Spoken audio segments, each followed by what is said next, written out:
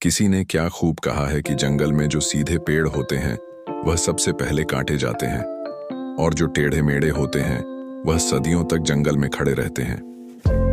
एक बच्चा अपने पिता के साथ एक जंगल में घूमने के लिए जाता है। वो दूर से देखता है कि एक शेर हिरण का शिकार कर रहा था।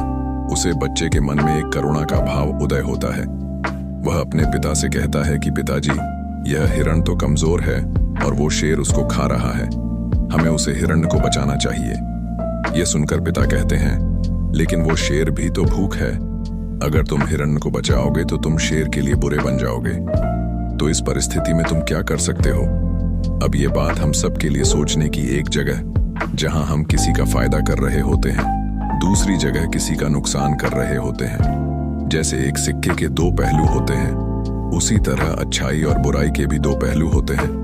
तो सवाल यह है कि किसी आदमी को कोई अच्छा काम करना है, अच्छा बनना है, तो वो किस तरह का काम करे जो किसी को आहत ना पहुंचाए। तो आज की जो कहानी मैं आपको सुनने वाला हूं, उसमें आपको कर्मों का पूरा ज्ञान मिलेगा। असल में कर्म क्या है और कर्म, अच्छे कर्म क्या होते हैं। इससे पहले कि आप इस कहानी में खो जाएं, धर्म ग्रंथ चैनल को सब्सक्राइब जरूर कर लें। इस जमाने में किसी की भलाई करके कुछ हासिल नहीं होता।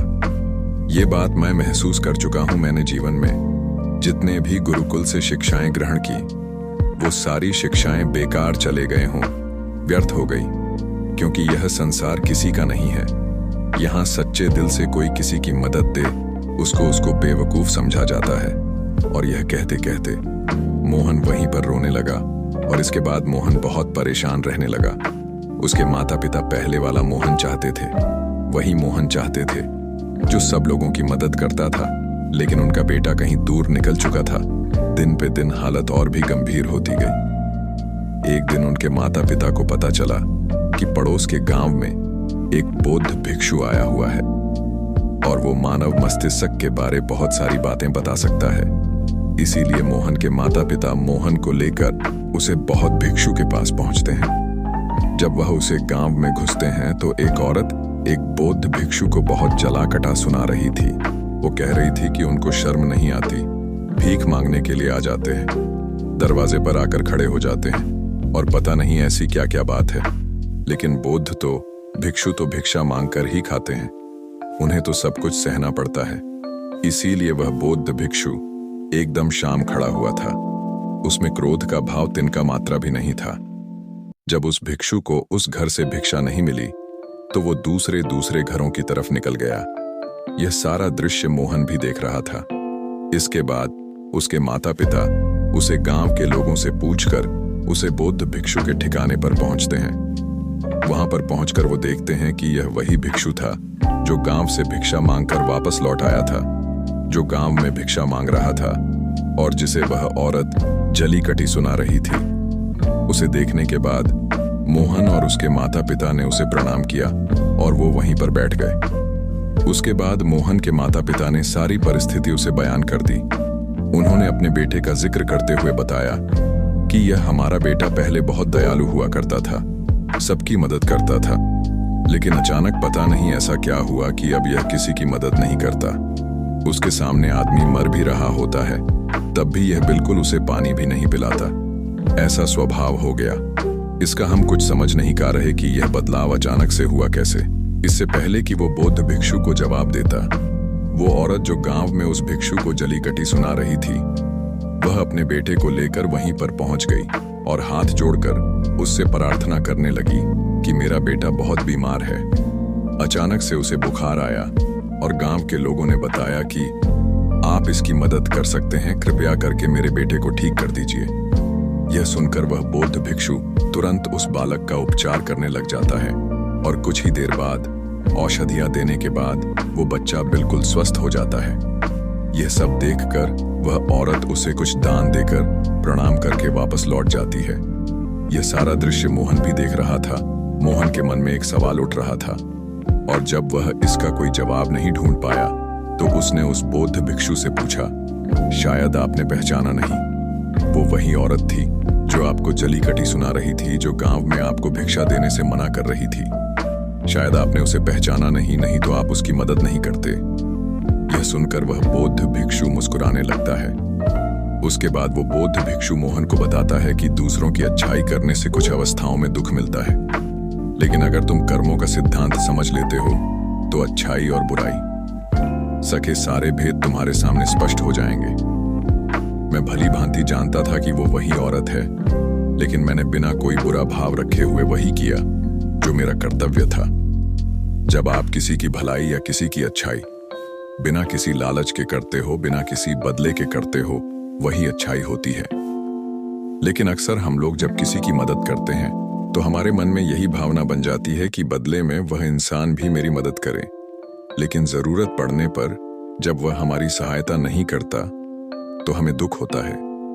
इसीलिए किसी भी इंसान के साथ बिना कुछ पाने के भाव से उसका भला करो, और उतना ही भला करो जितना तुम्हारा सामर्थ्य हो, मतलब तुम्हारी आर्थिक और शारीरिक क्षमता के हिसाब से, ताकि कल को अगर वह इंसान तुम्हारे साथ बुरा व्यवहार भी करे तो तुम्हें उसका खेद ना हो, उसका पश्चाताप ना। मैंने तो इसके लिए इतना कुछ कर दिया और यह मेरे साथ अब ऐसा व्यवहार कर रहा है, इसीलिए किसी का उतना ही भला करो जिससे तुम आहट ना हो। दूसरी बात, किसी दूसरे परिवार के झगड़ा के बीच में तुम कभी मत पड़ना। अगर कोई पति पत्नी आपस में लड़ रहे हैं और वह पति अपनी पत्नी को पीट रहा है और तुम उसे बचाने के लिए पहुंच जाते हो कि तुम भी औरत को क्यों पीट रहे हो, तो ऐसा करना तुमको संकट में डाल सकता है, क्योंकि वही औरत जिसकी तुम मदद करने के लिए गए हो वो यह कह सकती है कि यह हमारी आपस की बात है, तुम्हें इससे क्या लेना देना, और इसका तुम्हारे पास कोई जवाब नहीं होगा। इसीलिए दूसरे के फटे में कभी टांग मत अड़ाना। अगर ऐसी स्थिति कभी पैदा हो जाए, कोई तुमसे मदद मांगे तो दरबारी तक खबर पहुंचा दो, अदालत उसका फैसला करेगी। तीसरी बात, अपने विवेक का इस्तेमाल करो। अपनी आंखें खोलकर देखो कि किसे वास्तविक रूप से मदद की जरूरत है और कौन ढोंग कर रहा है, क्योंकि अक्सर लोग दया का पत्र होने का दिखावा करके आपको बेवकूफ बनाकर आपसे मदद ले लेते हैं। जैसे कि आज के युग में हम बहुत सारे जगहों पर देखते ही, बस अड्डों पर, रेलवे स्टेशन पर, कि बहुत सारे छोटे बच्चे भीख मांगते रहते हैं। अब उसमें दो स्थितियां पैदा होती है। अगर आप उनको भीख देते हो तो आप भीख मांगने को बढ़ावा देते हो, और अगर भीख नहीं देते हो तो वह बच्चा शायद आज खाना भी ना खा पाए। इसीलिए ऐसी स्थिति में आपको अपने विवेक का इस्तेमाल करना चाहिए। आप उसको पैसे देने की बजाय खाना खिला सकते हो या कुछ किताबें दिला सकते हो।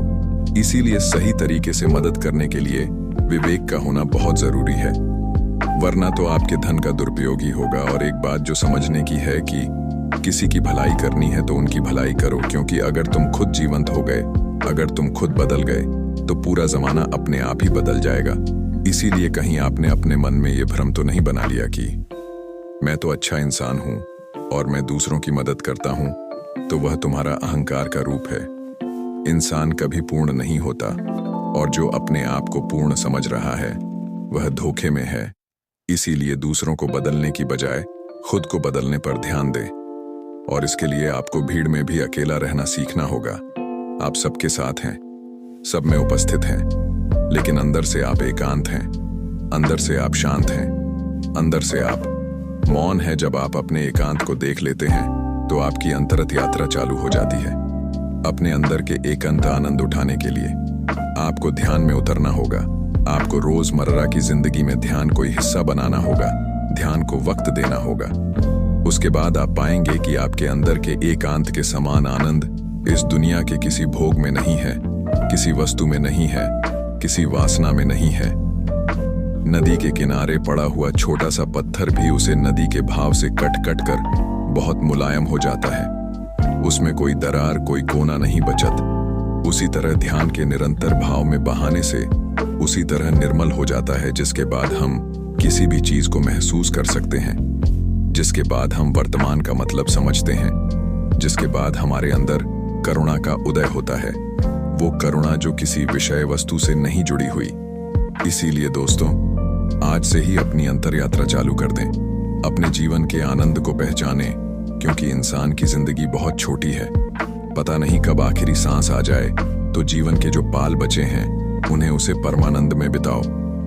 दोस्तों, कैसी लगी कहानी आपको कमेंट सेक्शन में जरूर बताना।